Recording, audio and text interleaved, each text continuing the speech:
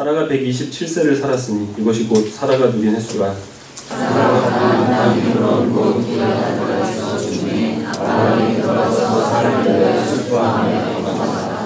그 시신 앞에서 일어나 나가서 헷 족속에게 말하여 이르되 당신들 중에 나그네요 거리하는 자이니 당신들 중에서 내게 매장할 수를 주어 내가 나의 주들을 내 앞에서 내려다가 사사하게 하시고. 헷 족속이 아브라함에게 대답하여 이르되 내 주여 들으소서 당신은 우리 가운데 있는 하나님께서 주신 저자이시니 우리 중에서 좋은 것을 택하여 당신의 죽은 자를 장사하소서. 우리 중에서 자기를 위해 당신의 죽은 자를 장사함을 표현하라고 하시니라. 아브라함이 일어나 그 땅 주민 헷 족속을 향하여 몸을 굽히고 그들에게 말하여 이르되 나의 죽은 자를 내 앞에서 세우다가 장사하지 않는 일이 당신들의 주신데 내 말을 듣고 나를 위하여 수아의 아들 에브론에게 구하여. 그가 그의 반머리에 있는 그의 막벨라 부를 내게 주도록 하되 충분한 대가를 받고 그 부를 내게 주어 당신들 중에서 매장할 소유지가 되게 하기를 원하노라 하매. 에브론이 족속중에 앉아있더니 그가 족속 곧 성문에 들어온 모든 자가 그곳에서 아브라함에게 대답하여 이르되 내 주여 그리마시고 내 말을 들으소서. 내가 그 밭을 당신에게 드리고 그 속의 굴도 내가 당신에게 드리되 내가 내 동족 앞에서 당신에게 드리오니 당신의 죽은 자를 장사하소서. 아브라함이 이에 그 땅의 백성 앞에서 몸을 굽히고 적겠습니다. 그 땅의 백성이 듣는 데서 에브론에게 말하여 이르되 당신이 합당히 여기면 청하건대 내 말을 들으시오. 내가 그 밭 값을 당신에게 주리니 당신은 내게서 받으시고 내가 나의 죽은 자를 거기 장사하게 하라. 아멘. 우리가 말씀에 경청하게 하시고 또한 그 뜻에 따라 살아갈 수 있는 주의 백성이 되게 하여 주시옵시기를 간절히 바라오며 예수님의 이름으로 기도합니다. 아멘. 하나님께서 아브라함에게 말씀하신 이삭을 번제로 바치라 라는 명령은 아브라함이 지금까지 하나님을 섬겨왔던 것이 하나님께서 주시는 혜택과 은혜를 위한 것인지 그렇지 않으며 하나님 자신을 사랑하고 또 주님을 경외하기 때문인지를 스스로 확인케 하기 위한 시험이었습니다. 이 시험을 아브라함이 무사히 통과를 했고 그리고 우리가 읽은 23장 이전에 있는 22장 마지막 부분에서는 아브라함의 형제인 나홀의 가족의 이름 몇 사람이 기록되어 있습니다. 이 이름 중에서 우리가 주목해 볼 사람은 리브가인데요. 리브가는 나중에 아브라함의 아들인 이삭과 결혼을 하게 되죠. 그래서 아브라함의 아들인 이삭과 또 그의 아내의 이름이 나왔다는 것은 이제 이 아브라함과 사라의 시대는 저물어 가고 있다는 것을 의미하는 겁니다. 그리고 그렇게 지금 우리가 읽은 이 본문에서 사라가 127세를 일기로 해서 눈을 가는 사건을 기록을 하고 있습니다. 이때 아브라함은 137세, 또 이삭은 37세가 되는 때인데요.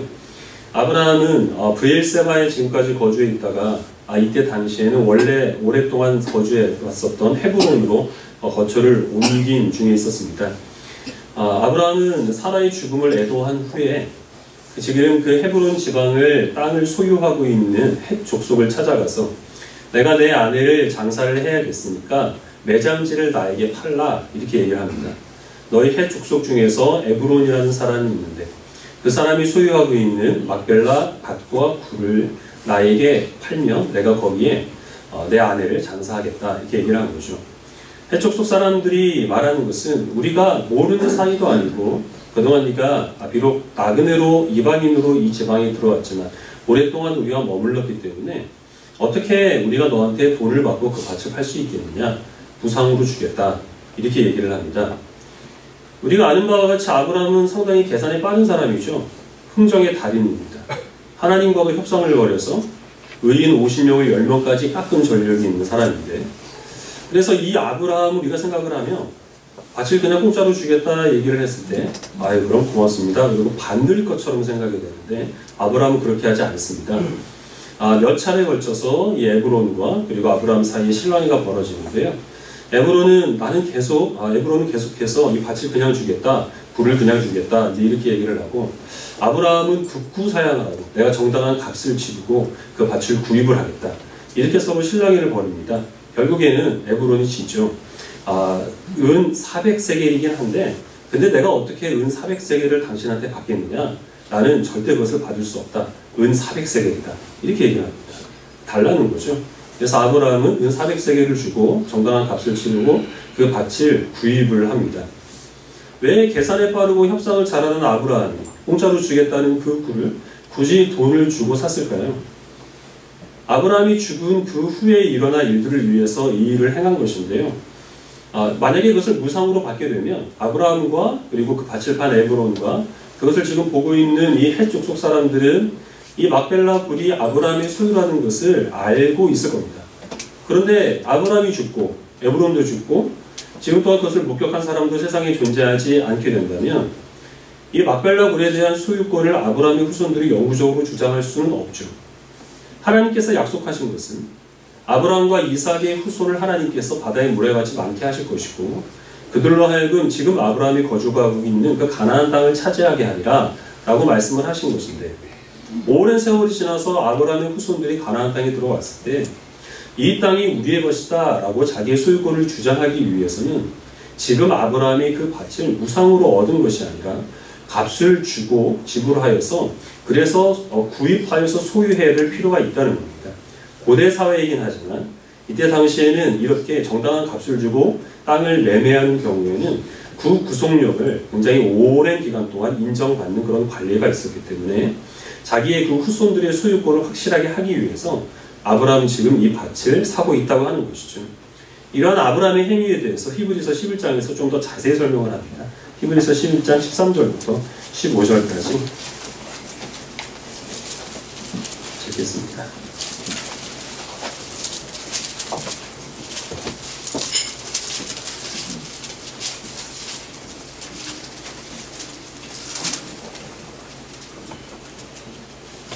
히브리서 11장 13절부터 16절입니다. 히브리서 11장 13절부터 16절까지 13절을 내용 읽겠습니다. 이 사람들은 다 믿음을 따라 죽었으며 약속을 받지 못하였으되 그것들을 멀리서 보고 환영하며 또 땅에서는 외국인과 나그네임을 증언하였으니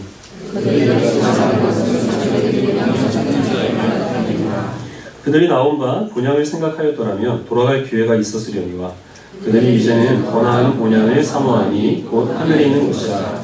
이러므로 하나님이 그들의 하나님이라 일컬음 받으심을 부끄러워하지 아니하시고 그들을 위하여 한 성을 예비하셨느니라.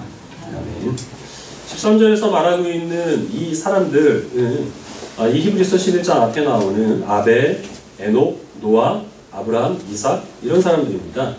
이 사람들의 공통점은 나그네와 같은 인생길을 걸었습니다. 어떤 정해진 거처가 없이 그렇게 살아가다가 뚜렷한 업적을 남겼다든가 아니면 하나님의 약속이 그들의 삶 속에서 성취되는 것을 눈으로 보고 그리고서 눈을 감은 사람들이 아니라 약간 어정쩡한 가운데서 세상을 떠난 그런 사람들을 지금 여기에서 이들이라고 얘기를 하고 있는데요. 이들이 그런 나그네와 같은 인생을 살고 어떤 업적도 남기지 못하고 하나님의 약속을 그의 눈으로 직접 목격한 그런 것도 아니지만 이들은 자기들의 삶에 대해서 우리는 실패한 삶을 살았다. 나는 정말 허무한 인생을 살았다. 이렇게 생각하지 않았다는 거죠. 왜냐하면 자신들은 유한하지만 하나님이 영원하시고 영원하신 하나님께서 그들이 세상을 떠난 후에도 그들에게 하신 그 약속을 이루어 가실 것이라는 사실을 그들이 믿는 소망 가운데서 죽었기 때문에 이들은 결코 자신의 삶을 무의미하다라고 여기지 않았다는 겁니다. 그것에 대해서 히브리서 기자는 그것을 하나님의 그 본향을 소망하는 하나님의 본향을 사모하는 믿음이라 이렇게 얘기를 하고 있습니다. 아브라함의 경우를 생각을 해보면 하나님께서 아브라함에게 약속하신 것은 많은 자손과 그 자손이 차지할 땅입니다. 근데 지금 현실적으로 아브라함에게 남은 것은 이삭이라고 하는 아들 하나 그리고 자기 이름으로 된 그 땅은 한 평도 소유하지 못하고 있던 때에 사라가 죽습니다. 사라의 죽음을 보면서 아브라함은 곧 자신도 죽게 될 것이라는 사실을 그는 인식을 하게 되었던 거죠. 실제로는 약 40년 정도 더 살지만 이 당시 아브라함은 그런 마음이었을 겁니다. 그럼에도 불구하고 자신의 후손들을 위하여서 후손들이 살아갈 땅의 소유권을 확실하게 하기 위하여서 그는 값을 주고 막벨라 굴을 소유하게 되었고 이것이 바로 하나님께서 인정하시는 본향을 사모하는 믿음이라는 것이죠. 이 모습들을 우리가 보면서 아브라함의 이 본향을 사모하는 믿음이 정말 아름답다. 나도 이런 믿음을 가지고 살아가야 되겠다. 나도 막벨라 굴을 구입하자. 이런 마음이 드는 것보다 이게 무슨 의미가 있을까? 이런 생각이 드는 게 사실입니다. 오랜 세월이 지난 후에 무슨 일이 일어날 줄 알아서 그저 공짜로 주겠다는데도 왜 굳이 그거를 돈을 주고 사야 될까? 만약에 나한테 이런 일이 일어난다고 한다면 나는 그냥 즉시 냉큼 받아야지. 이런 마음을 품는 게 저도 그렇고 여러분들이 그렇고 솔직한 심정이 아니겠습니까? 우리들이 이 부활과 영생에 대한 믿음은 확실하게 있지만 그럼에도 불구하고 우리들은 우리 죽음 이후에 일어날 먼 장래의 일보다는 사실 우리 당장 눈앞에 닥친 일에 더 큰 관심과 그리고 기대를 갖고 있는 게 사실 우리의 신앙 현실입니다. 우리가 기도하는 내용들을 보면 우리가 죽은 이후에 먼 장래에 일어날 일들에 대해서 간구하는 것은 거의 없을 겁니다. 당장의 필요에 대해서 우리들은 열심을 가지고 간구할 수밖에 없고 세상에 대한 관점도 마찬가지인데요. 지금부터 약 100년 정도 지나면 석유 자원이 고갈된다고 그러거든요. 대체 자원을 빨리 개발하지 않으면 사실 우리 다음 세대, 다다음 세대는 사실 굉장히 어려운 시기를 보내야 됩니다. 근데 우리가 그것에 대해서 어떤 고민을 하고 염려하는 것보다는 당장 이번 달 내일 난방비에 대해서 고민하는 게 솔직한 우리들의 심정이죠.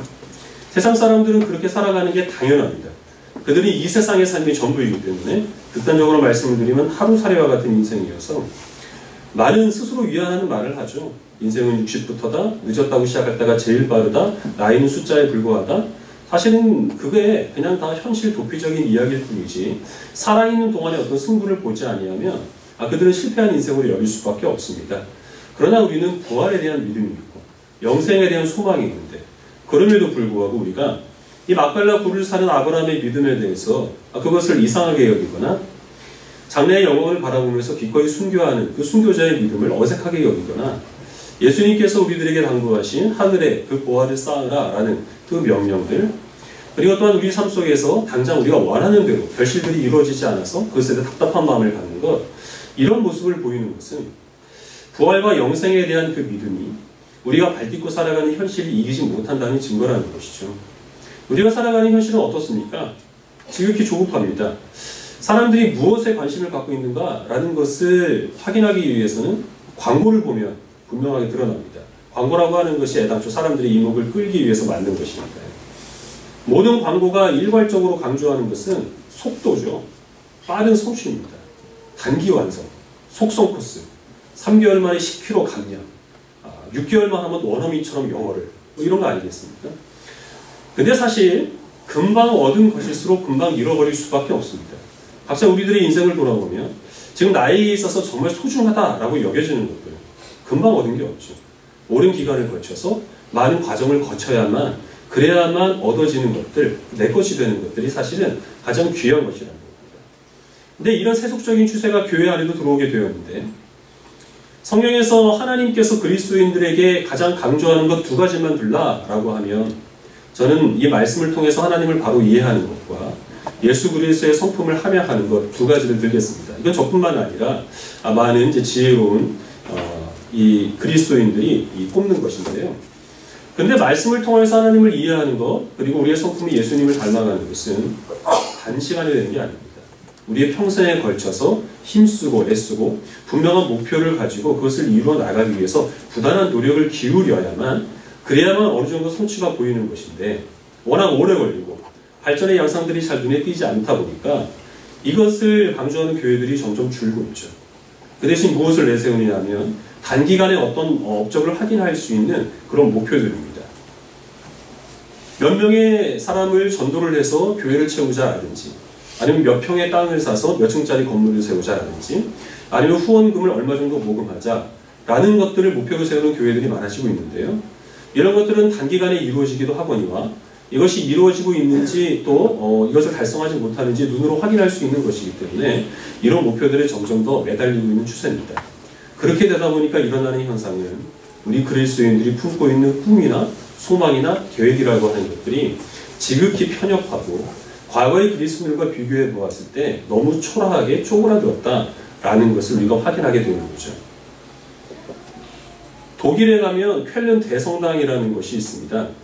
19세기만 하더라도 세상에 존재하는 종교 건축물 중에서 가장 큰 건축물이었고요. 지금은 세 번째입니다. 그러니까 그것보다 더 큰 건축물은 그 후대에 지어졌다는 얘기죠. 고딕 양식으로 중세 때 지어진 것인데요. 아주 웅장함과 그리고 섬세함에 있어서 다른 어떤 건축물과는 비교할 수 없는 아주 뛰어난 건축물입니다. 말로만 하니까 잘 모르시겠죠? 이해를 돕기 위해서 제가 예전에 독일 갔을 때 찍어온 쾰른 대성당 사진을 몇 장 보여드리겠습니다. 몇 장 넘겨주시겠어요? 이게 외부의 모습입니다. 이렇게 생겼고요. 한 장 더 넘겨주시겠어요? 스테인드 글라스, 그 다음에 그 12사도의 모습을 이렇게 표현해 주시고요. 성인들의 모습들을 이렇게 또 수천 가지 조각으로, 조각상으로 만들어 놨습니다. 이게 그 독일 시가지에서 공중에서 바라본 것인데, 다른 건물들과 비교해보면 얼마나 웅장한지 한눈에 들어오죠.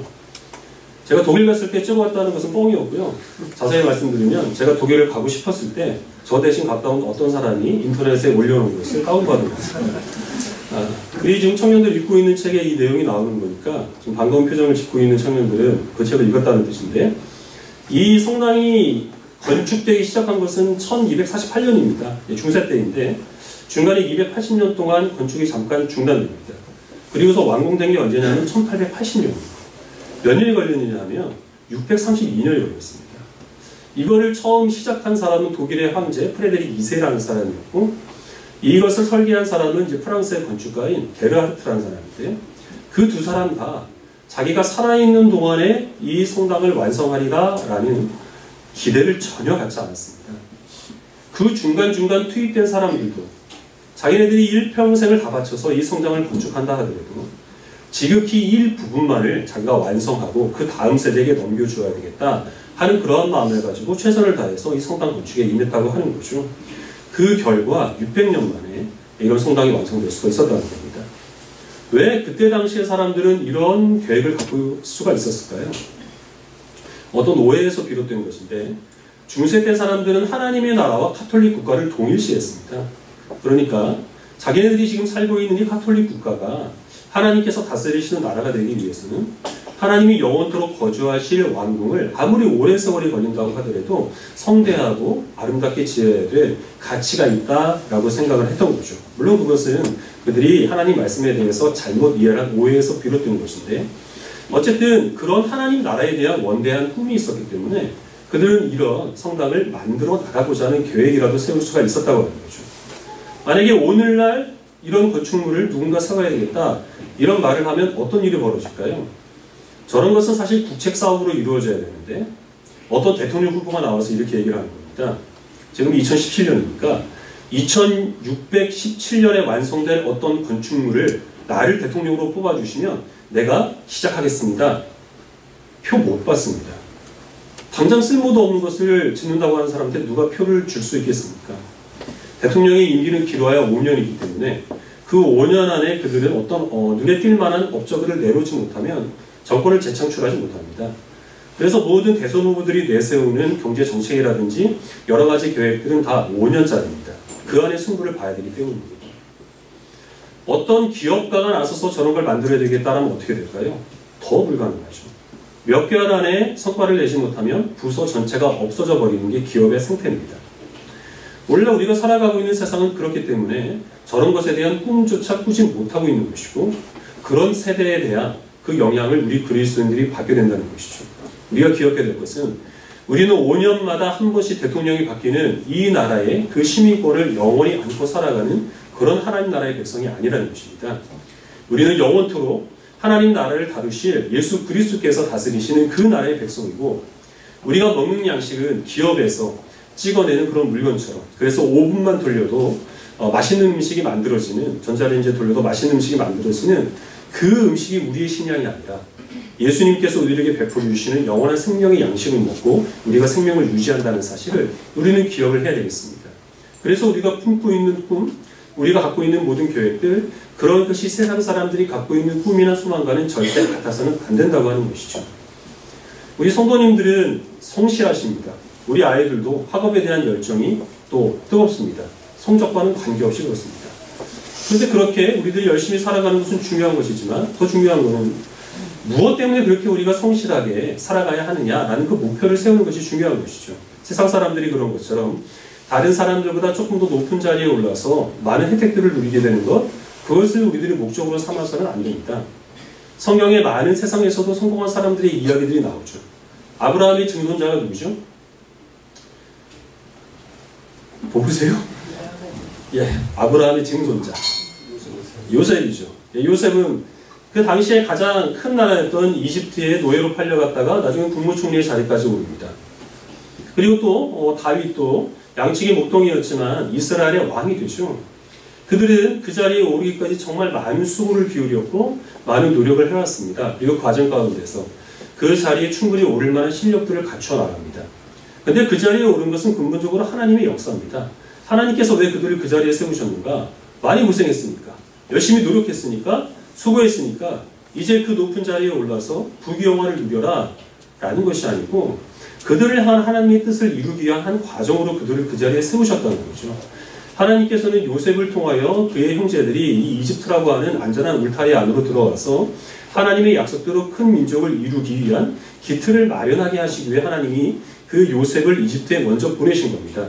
근데 그 하나님의 약속이 이루어진 것은 요셉이 죽은 지 400년 후에야 그 약속이 이루어지게 됩니다.